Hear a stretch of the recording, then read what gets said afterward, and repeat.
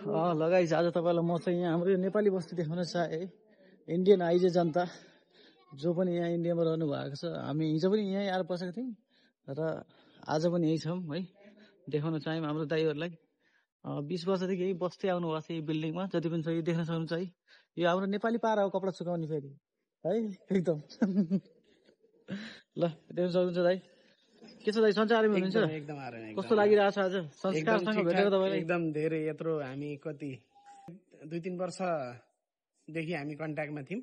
प्रत्यक्ष भेट भइएको थिएन, तर अहिले चाहिँ भेट हुने एउटा मौका मिल्यो। एकदम खुसी छु।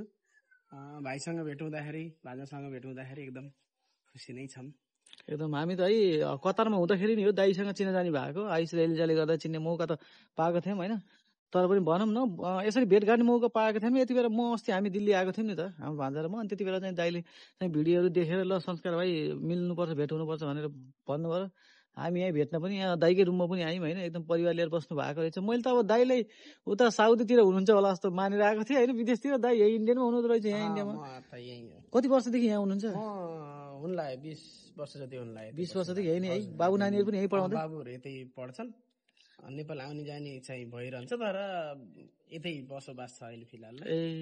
2-4 वर्षपछि फेरि अब हेरौँ बसाइ सर्नुपर्छ गाउँघरतिर नै।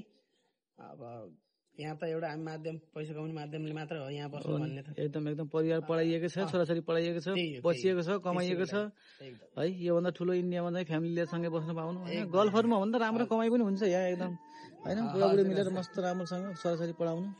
अनि आइसिएलको लाइभ मजाले हेर्नुहुन्छ? एकदमै हो त, नियमित रूपमा हेरिरहेको हुन्छौँ।